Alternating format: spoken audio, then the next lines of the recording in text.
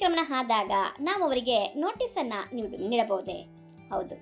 ಯಾಕೆ ಅಂತಂದರೆ, ಭೂ ಅತಿಕ್ರಮಣ ಕಾಯ್ದೆ ಅಡಿಯಲ್ಲಿ ನಾವು ಯಾವ ವ್ಯಕ್ತಿ ನಮ್ಮ ಒಂದು ಜಮೀನನ್ನು ಅತಿಕ್ರಮಿಸಿಕೊಂಡಿರ್ತಾರೋ ಅವರಿಗೆ ನಾವು ನೋಟಿಸನ್ನು, ಕಾನೂನಾತ್ಮಕವಾಗಿ ನೋಟಿಸನ್ನು ನೀಡಬಹುದು.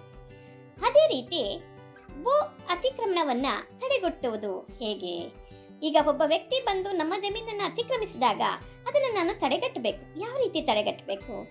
ಯಾವ ರೀತಿ ಅಂತಂದರೆ, ನಮ್ಮ ಒಂದು ಜಾಗದ ಸುತ್ತಲೂ ಒಂದು ಬೇಲಿಯನ್ನಾದರೂ ನಿರ್ಮಿಸಬೇಕು, ತಡೆಗೋಡೆಯನ್ನಾದರೂ ನಿರ್ಮಿಸಿಕೊಳ್ಳಬೇಕು, ಅಥವಾ ಒಂದು ಸೂಚನಾ ಫಲಕವನ್ನು ಸಹ ಅಲ್ಲಿ ನಾವು ನಿಲ್ಲಿಸಬೇಕಾಗಿರುತ್ತದೆ. ಯಾಕೆಂದರೆ ಇದು ನಮ್ಮ ಒಂದು ಜಮೀನು, ಇದಕ್ಕೆ ಯಾರಾದರೂ ಟ್ರೆಸ್ಪಾಸ್ ಮಾಡಿದರೆ ಅಥವಾ ಯಾರಾದರೂ ಬಂದು ಇದನ್ನು ಅತಿಕ್ರಮಿಸಿದರೆ ಆಗ ನಾವು ಅವರ ವಿರುದ್ಧ ಕೇಸನ್ನು ಫೈಲ್ ಮಾಡ್ತೀವಿ ಅಂತ ಅಂದ್ಬಿಟ್ಟು ನಾವು ಹೇಳಬಹುದು.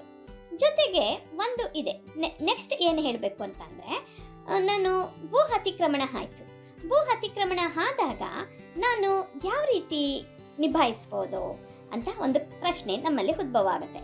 ಆಗ ಭೂ ಅತಿಕ್ರಮಣವಾದಾಗ ನಾವು ಅದನ್ನು ಯಾವ ರೀತಿ ನಿಭಾಯಿಸಬೇಕು ಅಂತಂದರೆ, ನಾವು ಅವರ ಜೊತೆ ಕೂತ್ಕೊಂಡು ಮಧ್ಯಸ್ಥಿಕೆಗೆ ಕೂತ್ಕೊಳ್ಬೇಕಾಗತ್ತೆ. ಮಧ್ಯಸ್ಥಿಕೆ ಕೂತ್ಕೊಂಡು ನಾವು ಮಾತುಕತೆಗಳ ಮೂಲಕ ಮಧ್ಯಸ್ಥಿಕೆಯ ಮೂಲಕ ನಾವು ಪರಿಹಾರನ ಕಂಡುಕೊಳ್ಬೋದು.